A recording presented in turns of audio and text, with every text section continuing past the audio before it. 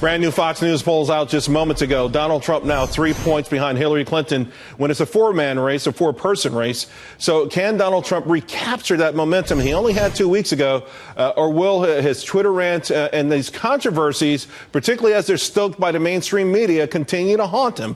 Joining me now, presidential scholar Mark Smith, Republican strategist John Burnett, and political consultant Gianno Caldwell. Gianno, let me start with you since you're off-site here.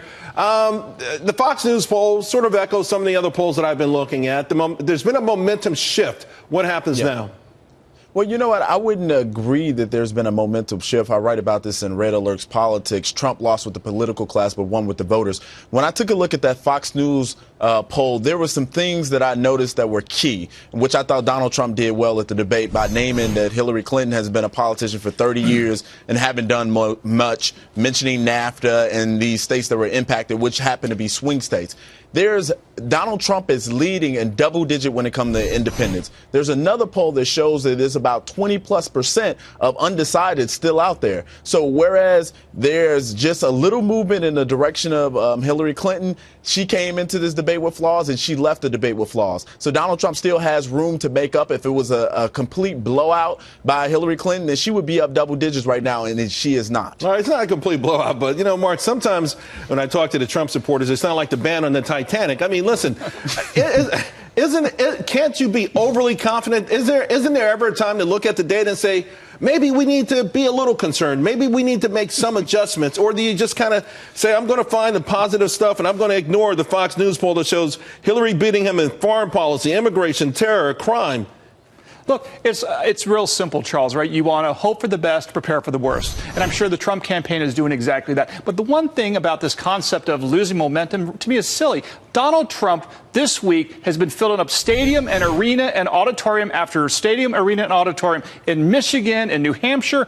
People want to vote for this guy. They desperately want to do it. They're showing up for him. They're waiting hours in line. Hillary Clinton can't even fill a room of 300 people at Temple University in Philadelphia, right? So I think that what's critical here is that people want to vote for Donald Trump, and I think on Election Day, that's what's going to happen. And with respect to Hillary, I don't think anybody really wants to vote for Hillary, including Bill Clinton. I think they may vote for her because they are liberal Democrats and maybe their job depends on it. But the fact is, no one really wants to vote for Hillary. And to underscore that even further, you know, my commute takes me from New Jersey to New York. I see more old 2008 Obama bumper stickers than I do Hillary Clinton. I mean, it's not even 2012. Not even 2012. You know what I mean? And you know, the other thing it's kind of sad too that they're still driving those same cars. You know, that says something about the Obama economy. But Charles, the critical thing is the right path, wrong. If you want to talk about polls, look at 70% of Americans believe we're going down the wrong path. The metaphorical de facto incumbent in this election is Hillary Clinton, who says 4 more years. The fact is, people want change. Donald Trump is the change candidate. You can drill down to that, too, and also find out those same people think they're doing okay.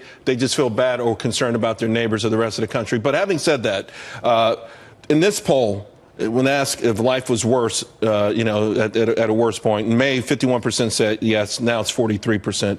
That's a marked change over a few months period. Again, as a Republican and as someone who's supporting Donald Trump, at what point do you say we need to make adjustments? And if you do say that, what adjustments would they be? The only adjustment that Trump needs to make is to make sure that he gets better, not bitter.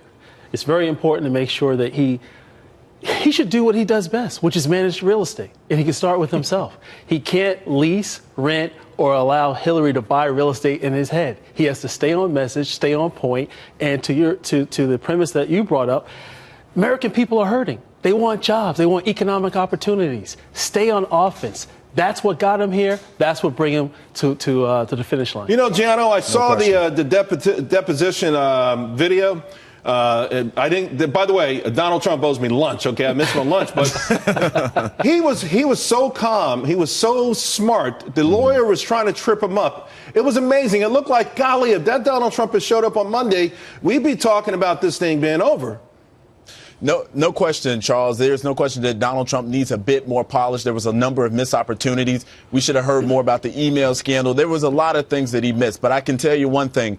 This second debate, I think, is going to be quite different. I think we're going to see a complete contrast from the Donald Trump that we saw on Monday. Now, There was some missed opportunities. However, this was not enough for Hillary Clinton to try to put them away. And I think that's one thing we got to keep in mind. I understand what you're saying about so many Donald Trump supporters being so optimistic when we should be cautiously optimistic for folks that are Republicans and that support him. But at the same time, keep in mind, this is only a 3-point difference. It's not a gigantic difference, and it's something that he can make up within a week. Oh, you're right. And it feels to me, guys, is that it's not Hillary who's in control of the momentum swings either, right? It's really Donald Trump versus the media in my mind. And whenever it seems like the media gets the upper hand on him, the numbers struggle a little bit. But I don't see where she is doing so great. She's holding her own in the numbers, and obviously she is lacking in enthusiasm. We got to leave it there. And the enthusiasm gap is still huge. Oh, she's lacking huge in enthusiasm. Well, Thanks a lot, guys. I would say, okay. Real quick, John, you got to get out. I would say he needs to prepare, big league. Practice? We talking about practice? See you later, guys.